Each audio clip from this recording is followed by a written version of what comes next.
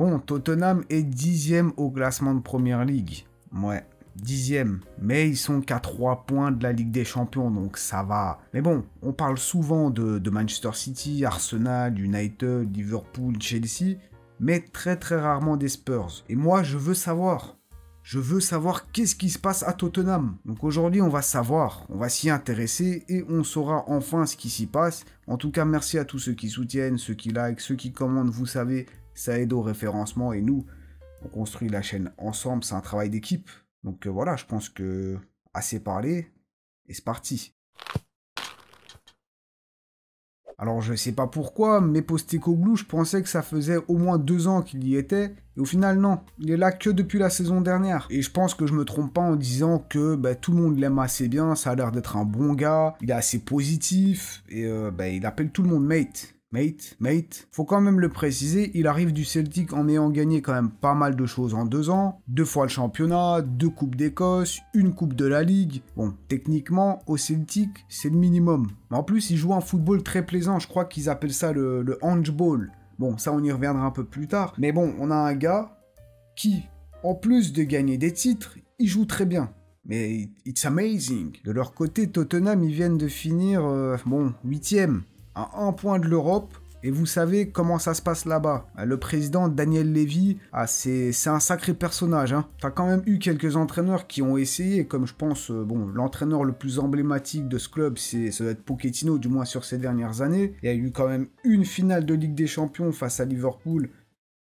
On s'était régalé. Non. Bon, il y avait qui d'autre? Ah ouais, t'avais Mourinho, qui avait quand même dit que Tottenham, c'était le seul club qui ne garde pas trop dans son cœur, notamment parce que ils l'ont pas laissé jouer la finale de coupe. Il y avait aussi Antonio Conte qui ne tenait pas sa langue, alors que il était encore sur le banc de Tottenham. Ça se voit qu'ils essayent, mais ça coince quelque part. Maintenant, il y a le handball, Postecoglou. Bon, il est là, donc peut-être que ça peut marcher. On verra. Mais bon, sur les 5 derniers matchs, c'est une défaite à Palace, victoire contre City en coupe et une leçon donnée à Emery, où ils sont quand même menés 1-0 à la mi-temps, retour des vestiaires, 4 buts. Victoire 4-1, c'est bon. Et puis 2 défaites, dont une à domicile contre le promu Ipswich Town. A noter qu'on me l'a fait remarquer sous la dernière vidéo, mais c'est la première victoire de ce club. Et donc ça leur a permis de sortir de la zone rouge. Et du coup, leur problème, c'est l'inconstance. Ils battent City, mais juste avant, ils perdent contre Palace. Crystal Palace qui, comment le dire, ils sont pas ouf cette saison. Leur seule victoire, c'est contre, allez... Tottenham, bien joué. Ils écrasent Villa à domicile, mais juste après, à la maison, ils perdent contre Ipswich. Donc vraiment, j'ai cette impression qu'ils peuvent limite gagner contre tout le monde, mais en même temps, ils peuvent perdre contre n'importe qui. Tu sais jamais sur quel pied danser avec eux, et t'es sûr que tu vas avoir une surprise. Maintenant, est-ce que cette surprise va te plaire? Ça, c'est pas sûr. Enfin, moi, quand ils perdent, je vais pas vous mentir, c'est une très belle surprise pour moi, mais je suis pas sûr que ça plaise beaucoup aux supporters, quoi. Tottenham, quand même, c'est la meilleure attaque du championnat avec 23 buts marqués, mais, je vous ai dit plus tôt qu'ils étaient à 3 points de la Ligue des Champions, mais quand on compare, le compte est pas bon, il y a un peu trop de défaites, là, Chers fans de Tottenham, j'ai rien contre vous. Évidemment, il y a un petit conflit d'intérêts parce que nos clubs sont pas forcément faits pour s'entendre. Maintenant, je sais rester objectif. Et je vais même commencer par dire un truc qui devrait vous plaire. Votre football, le football de Tottenham, j'aime bien. C'est offensif, il y a de l'intensité, il y a des combinaisons de passes, il y a beaucoup d'occasions, beaucoup de buts. C'est tout ce que je veux voir. Le divertissement, le football attractif. Maintenant, je vais peut-être vous dire un truc qui va moins vous plaire. Est-ce que c'est pas un peu trop attractif justement? Parce que je veux bien que, c'est votre pari, le déséquilibre, tout pour l'attaque, un peu moins pour la défense, mais...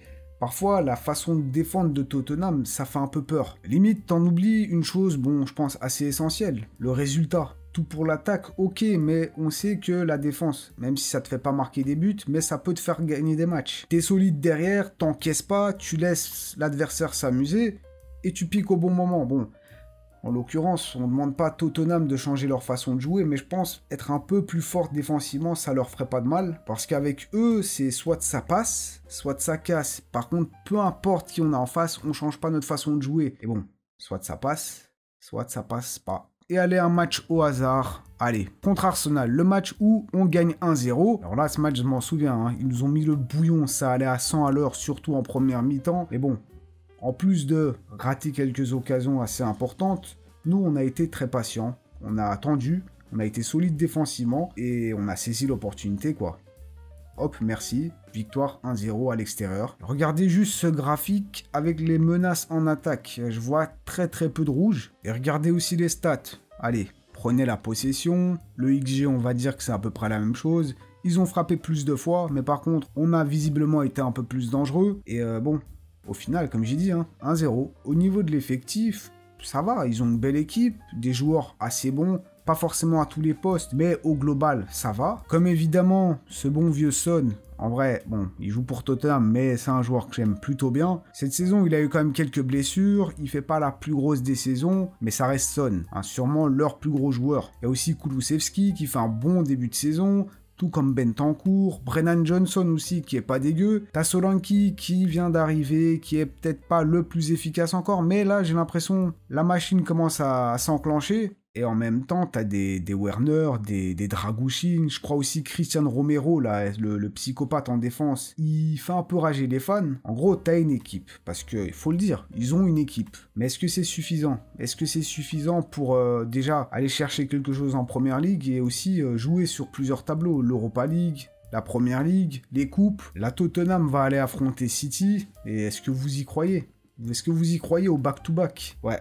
Ça paraît un peu compliqué. Manchester City, c'est vrai qu'ils sont un peu dans le mal. On en a d'ailleurs parlé dans la dernière vidéo. Le lien sera en description. Mais je pense que là, Pep, le connaissant, il a quand même eu un peu de temps avec la trêve et tout. Et il nous a peut-être pondu quelque chose. Il a peut-être enfin trouvé la solution. En plus de ça, ils vont aller jouer à l'Etihad. Tottenham est sur 2 défaites consécutives à la maison. Donc on verra bien. Ce sera la surprise du chef, mate. Et évidemment, mettez vos pronos pour ce match dans les commentaires. Et même si vous avez rien à dire, mettez, je sais pas moi, coq, parce que Tottenham, coq, vous avez compris, donc mettez coq, comme ça je sais qui regarde jusqu'au bout, et évidemment, tel un top 9, vous devez claquer votre triplé, like, commentaire et abonnez-vous si ce n'est pas encore fait, prenez soin de vous, au revoir.